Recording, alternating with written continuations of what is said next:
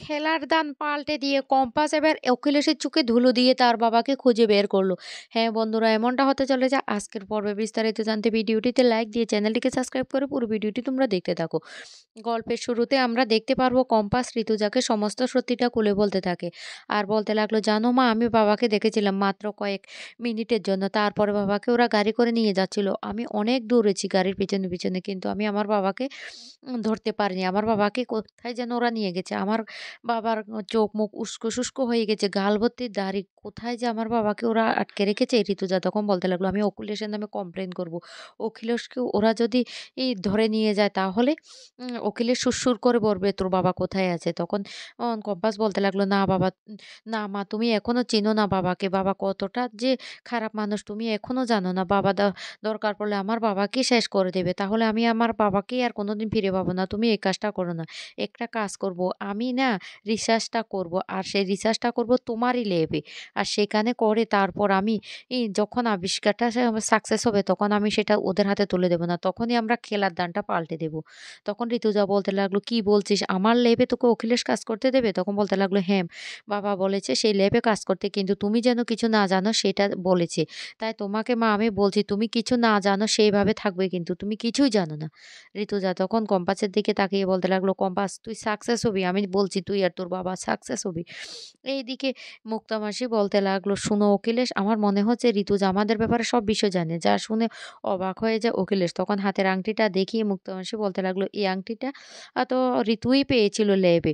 আর compass compass আমার মনে হচ্ছে সব কিছু বলে দিয়েছে। সেই জন্য ওরা বড় কিছুর জন্য অপেক্ষা করছে, জেনেও ওরা না জানার ভান করছে। আমাদের দুজনকে এমনভাবে ধরবে ওরা প্ল্যান করে রেখেছে, তাই তো ওরা কিছুই করছে না। তখন অখিলেশ বলতে লাগলো, কম্পাস না আমাদের পিছনে আর কিছু করতে পারবে না। কম্পাসকে না মুখটা আমি চিরতরে বন্ধ করে দিয়েছি। এমন জিনিস আমি কম্পাসের মুখের সামনে ধরেছি না, কম্পাস আর কিছু করতে পারবে না। তখন মুক্তা মাসি বলতে লাগলো, কি করেছো অখিলেশ? অখিলেশ তখন বলতে লাগলো, দাঁড়াও আমি তোমাকে বলছি। আর সেই মুহূর্তে তখন অভিজ্ঞান দত্ত ফোন করে আর বলতে লাগলো, অভিজিৎকে তো ঠিক জায়গায় নিয়ে গেছো? তখন অভিজ্ঞান দত্ত বলতে লাগলো, হ্যাঁ নিয়ে গেছি। তখনই বলতে লাগলো, হ্যাঁ, কম্পাসকে না আমি বলে দিয়েছি রিসার্চটা করে যদি এটা আমাদের হাতে তুলে দেয় তাহলে ওর বাবাকে আমরা ফিরিয়ে দেব। আর কম্পাস রাজি হয়ে গেছে। কম্পাস ঋতুজারে ল্যাবে কাজ করবে। তখনই অভিজ্ঞান দত্ত বলতে লাগলো, ঋতুজা যদি কিছু টের পেয়ে যায় তাহলে তো সর্বনাশ হয়ে যাবে। তখন অখিলেশ বলতে লাগলো, না ঋতুজা কিছুই টের পাবে না। কম্পাস কিছুই বলবে না। কারণ কম্পাস জানে ও যদি মুখ খোলে তাহলে ওর আর বাবাকে ফিরে পাবে না। তখন এই কথা শুনলে অভিজ্ঞান দত্ত বলতে লাগলো, তাহলে তাহলে সত্যিই কি আমরা অভিজিৎকে ফেরত দেব? তখন বলতে লাগলো, আরে সমস্ত কিছু তো আমাদের হাতে। আমরা ফেরত দেব না দেব সেটা তো পরে। আগে আমাদেরকে সেই আবিষ্কারটা হাতে আসতে দাও। এদিকে এ কম্পাস তার মাকে বলতে লাগলো, মা তোমাকে আমি একটা কথা বলি।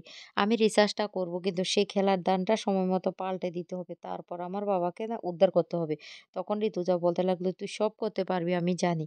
তোরা তোর বাবার সে সাফল্যটা পাওয়া উচিত। কারণ তোরা দুজনের পরিশ্রমের ফল। সেটা অখিলেশ কেন পাবে? কম্পাস তখন বলতে লাগলো, ওরা কোটি, কোটি টাকা ইনকাম করবে। সেইজন্য ওরা এই কাজটা করেছে। আমার বাবার অসম্পূর্ণ কাজটা আমাকে দিয়ে করানোর চেষ্টা করছে মা। ঋতুজা তখন বলতে লাগলো, কম্পাস, কম্পাস তুই কি করবি? কম্পাস তখন বলতে লাগলো, আমি তোমারই ল্যাবে কাজটা করব। কিন্তু তোমারই ল্যাবে করে তারপরে আমি ওদেরকে এমন পাল্টা চাল দেব ওরা সেটা আন্দাজও করতে পারবে না। তখন ঋতুজা বলতে লাগলো, পারবি তো কম্পাস সবটা সাকসেস করতে? কম্পাস তখন বলতে লাগলো, মা তুমি শুধু আমার সাথে থেকো, দেখবে আমি সবটা করতে পারবো। তুমি এ নিয়ে একদম চিন্তা করো না। তখন ঋতুজা বলতে লাগলো, এতটা ভয়ঙ্কর অখিলেশ না আমি আগে কোনোদিন বুঝতে পারিনি। অখিলেশ নিজের স্বার্থের জন্য এত নোংরা কাজ করতে পারে। এদিকে কম্পাস তখন বলতে লাগলো, মা, মা তুমি মন খারাপ করো না। আমি বলছি তো, আমি আমার বাবাকে ফিরে পেতে চাই। তাই আমাকে যা করতে বলবে আমি সব করব। কম্পাস তখন আরো বলতে লাগলো, মা তোমাকে একটা কথা বলি, তোমার ল্যাবে যে আমি রিসার্চটা করব সেটা কিন্তু কেন কোনো রকমে বিহান স্যারও জানতে না পারে। বুঝতে পারছো? এরপরে কম্পাস বলতে লাগলো, আমি আমি সেই আবিষ্কারটা করে ওদেরকে আবিষ্কারটা আমি কিছুতে ওদের হাতে তুলে দেব না। কারণ আমাদের আবিষ্কার ওরাই উম সফলতা লাভ করে সেটা তো হতে পারে না। এদিকে অভিজ্ঞান দত্ত তখন বলতে লাগলো, কম্পাস যে তোমার কথায় রাজি হয়েছে সেটা ঋতুজাকে বলে দেবে না তো? অখিলেশ বাবু তখন বলতে লাগলো, আরে না, না। আমি কম্পাসের মুখটা বন্ধ করে রেখেছি। ও কিছুই বলবে না। ঋতুজা কিছুই জানতে পারবে না। ঋতুজারই এই ল্যাবে কম্পাস কাজ করবে। আর কারণ ঋতুজা ল্যাবটা দিয়েছে ওকে ব্যবহার করার জন্য। আর ওই ল্যাবে সে ওই রিসার্চটা করবে। আর সেটা আমাদের হাতে তুলে দেবে। বুঝতে পারছো? এইদিকে মুক্তম মাসি তখন বলতে লাগলো, "কি ব্যাপার? অখিলেশ আবার কি করতে চাইছে সেটাই তো বুঝতে পারছি না। ওই রিচার্জটা কি সত্যি কম্পাস ওর হাতে তুলে দেবে? সেটা তো অখিলেশ জানেই না। আমার না মেয়েটাকে কেমন জানি মনে হয়।" এইদিকে অভিজ্ঞান দত্ত তখন খুব খুশি হয়ে যায় আর বলতে লাগলো, "ওর বাবাকে কিছুতে ফিরিয়ে দেওয়া যাবে না।" অখিলেশবাবু তখন বলতে লাগলো, "আরে আবিষ্কারটা আগে আমাদের হাতে আসুক। সব গুটিটো আমরাই চালাবো। ওরা কি করবে? ওরা কিচ্ছু করতে পারবে না। কারণ ও ওর বাবার জন্য সবকিছুতে করতে রাজি।" অভিজ্ঞান দত্ত তখন খুব খুশি হয় আর হাসতে থাকে আর বলতে লাগলো, "কম্পাস, তোমার বড় কথা না এবার সব বন্ধ হয়ে যাবে। সবকিছু না আমরাই বন্ধ করে দেব।"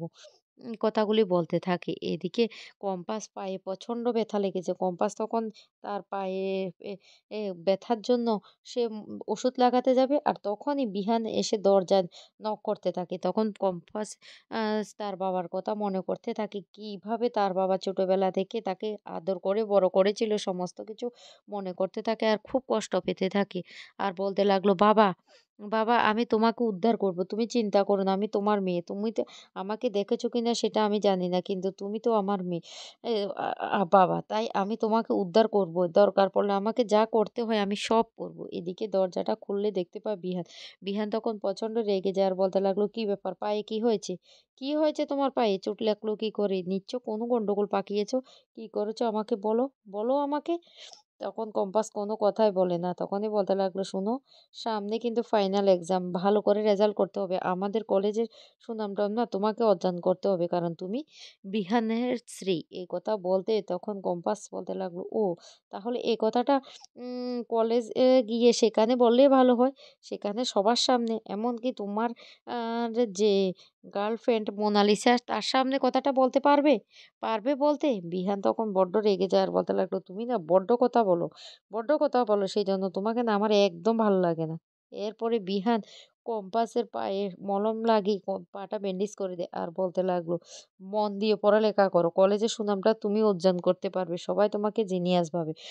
কিন্তু কম্পাস বিহানের কোনো কথায় মন দেয় না। কম্পাসের একটাই উদ্দেশ্য সে কিভাবে তার বাবাকে উকিলেশ বাবুর ওর হাত থেকে বাঁচিয়ে নিয়ে আসবে। সেটাই কম্পাস ভাবতে থাকে আর প্ল্যান করতে থাকে কম্পাস কি করবে।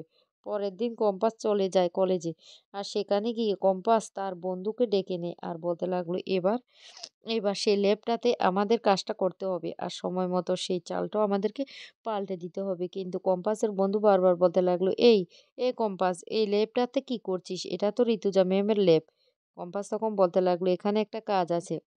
আমি তোকে বন্ধু হিসাবে আমার সাথে নিতে চাই। কারণ তুই ছাড়া আমি এই কাজটা করতে পারব না। পারবি?" তখনই বলতে লাগলো, "পারবো। কি কাজ?" তখন কম্পাস সবটা খুলে বলে আর বলতে লাগলো, "রিসার্চটা আমাদেরকে করতে হবে। তারপরে এই চালটা আমরা না উল্টে দিয়ে এই রিসার্চের মাধ্যমে আমি আমার বাবাকে খুঁজে বের করব। এতে আমাকে সাহায্য করবি?" তখন খুশি হয়ে যায় আর বলতে লাগলো, আমি তোকে সাহায্য করব।" এদিকে কম্পাসের বাবাও ছটফট করতে থাকে আর বলতে লাগলো, "আমার মেয়ে আমাকে উদ্ধার করবেই।"